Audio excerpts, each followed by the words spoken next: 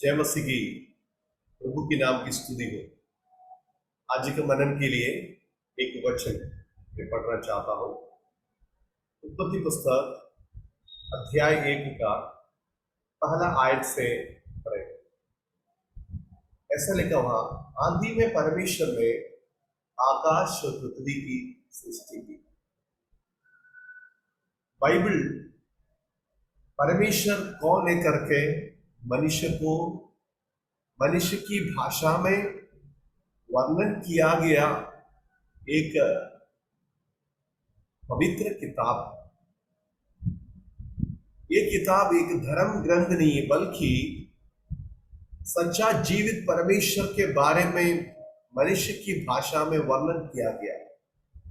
इस पुस्तक का सबसे पहला आयत मनुष्य का सोच के अनुसार, मनुष्य का जीवन में जो सवाल से वो परेशान है उसका सवाल का जवाब के जैसे ये आयत उनके लिए लिखा गया है। मनुष्य का विशेषता क्या है?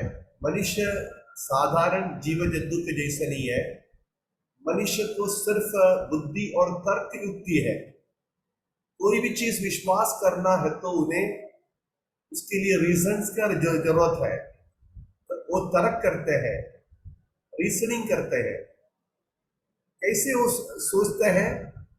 ज्यादातर सवाल करते हैं। इस आयत में परमेश्वर को एक सृष्टिकर्ता के रूप में वर्णन किया गया है।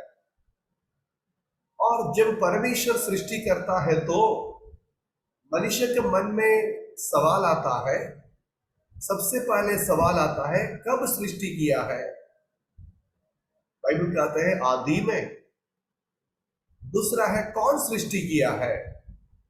जवाब है परमेश्वर। क्या सृष्टि किया है? जवाब है आकाश पृथ्वी। और कैसे सृष्टि किया है? उसमें लिखा है सृष्टि की। इसमें उसका ओरिजिनल भाषा में हम देखते हैं, उसका मतलब है क्रिएटेड आउट ऑफ नथिंग, बिना कोई चीजों के द्वारा निर्माण किया है। अभी हमारे मन में जो सवाल आता है, सवाल का जवाब देते हैं परमेश्वर का वचन। परमेश्वर का सृष्टि और मनुष्य का सृष्टि से अलग है। मनुष्य को कोई भी चीज बनाना है तो उसको समय चाहिए, उसको चीजों की जरूरत है, और उन्होंने बहुत मेहनत करना पड़ता है। और उसका सृष्टि हमेशा हमेशा परिपक्व नहीं होता है, यानी परिपूर्ण सृष्टि नहीं बना सकता।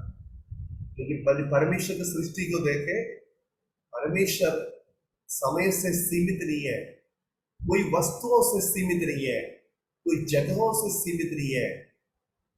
यानी याद रखना, परमेश्वर का सृष्टि का विशेषता है कि परमेश्वर को निर्माण करने के लिए कोई समय का जरूरत नहीं है।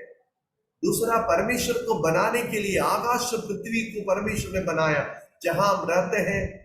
और हम लोग जो हमारे आंखें उठाकर चारों तरफ देते हैं, हमारा जो पृथ्वी के बाहर का जगह है, जिसको हेवंस लिखा है इंग्लिश में, आकाश लिखा है, उसको भी बनाने वाला सर्वशक्तिमान परमेश्वर है।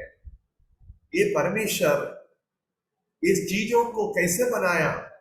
उसके लिए कोई चीजों का जरूरत नहीं था। उन्होंने बिना कोई चीजों के द्वारा सृष्टि किया है। आज इस वचन पढ़ने का समय हमें याद रखना चाहिए, परमेश्वर हमारे जैसे नहीं है। परमेश्वर हमारा सोच से परे है, परमेश्वर हमारा समझ से परे है।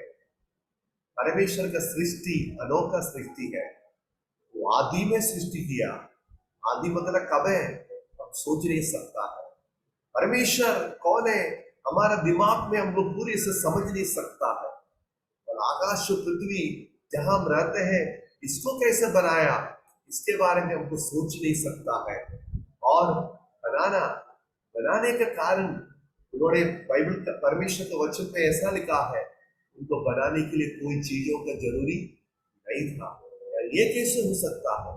ये सब चीज हमें परमेश्वर का महानता को समझने के लिए हमें मदद करता है। एक बात याद रखना, परमेश्वर हमारा सोच से परे है।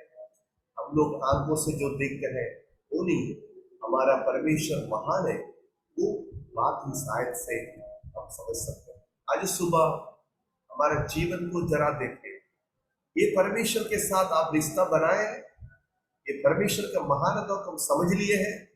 यदि नहीं है तो आज से ये परमेश्वर का महानता को समझे, हम इस आकाश पृथ्वी को देखकर परमेश्वर का महिमा करें, उसके वर्णन करें। हम सीमित है, हमारा सृष्टि सीमित है, लेकिन परमेश्वर का सृष्टि अनोखा है, उनके जैसे और कोई नहीं है। इस वचन के द्वारा परमेश्वर सब आशीष करे। धन्यवाद।